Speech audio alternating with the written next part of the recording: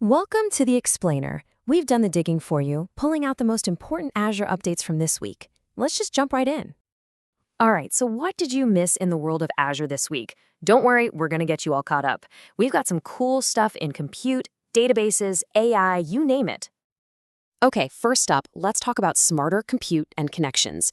We're looking at some new updates that are all about giving you developers way more flexibility and power, not just for your code, but for how you access your stuff securely. Okay, so the first big piece of news is for Azure Functions.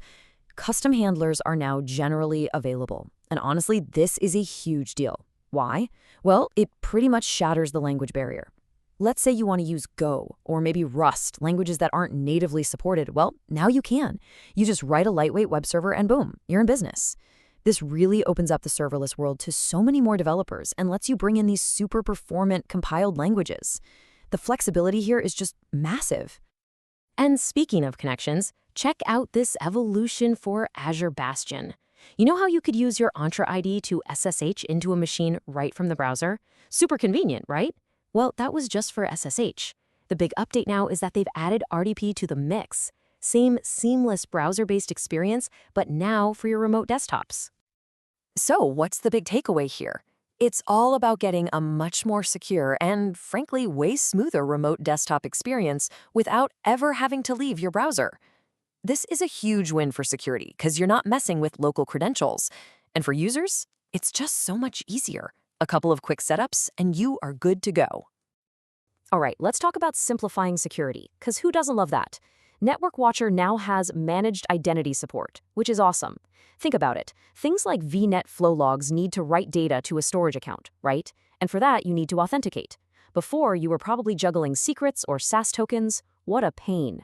Now you can just use a managed identity. It's cleaner, it's more secure, and you can say goodbye to managing all those secrets. A total win.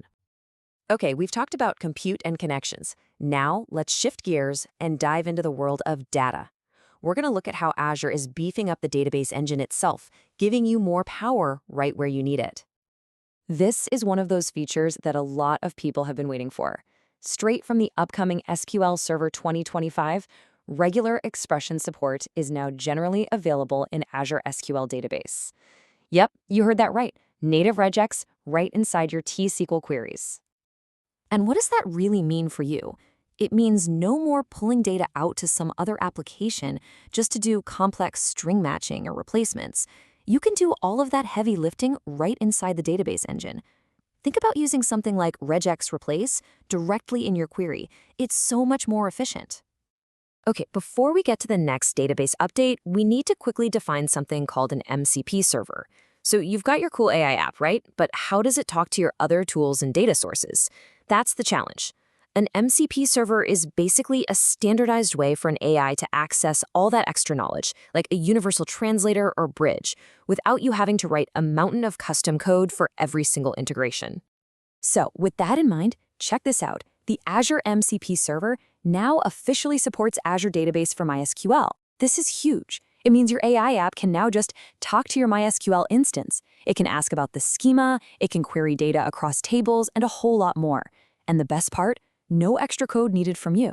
This makes hooking up your AI to your data incredibly simple. All right, we're on a roll with AI and APIs, so let's stick with that theme.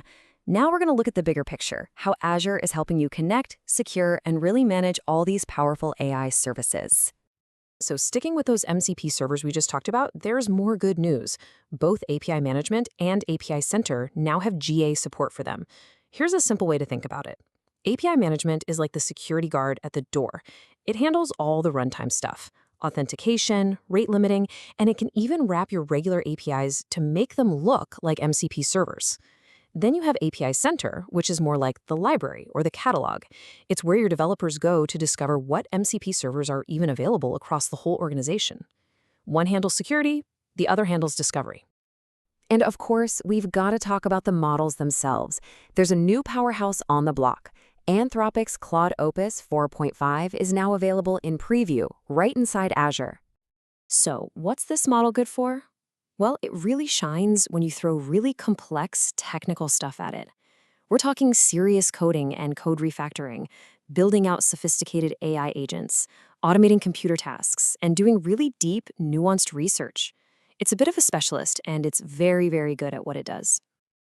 Okay, to wrap things up, let's do a quick rapid-fire round of some important platform updates you absolutely need to know about. All right, listen up, because this one requires you to take action. If you're using Azure Machine Learning, the low-priority VM feature is being retired. You've got until the end of March 2026, but you really need to start planning now to move those workloads over to dedicated VMs to avoid any disruptions. And finally, some good news on the regional front. Azure File Sync is now available in New Zealand North, and if you're in Italy, Azure load testing just landed in Italy North. That means better performance and lower latency for everyone in those areas. So, when you step back and look at everything we talked about today, there's a really clear theme, isn't there? AI, custom code, your data, it's all becoming more and more deeply integrated. The walls between these different services are coming down. So the real question to leave you with is, with all these new tools at your fingertips, how are you going to innovate next?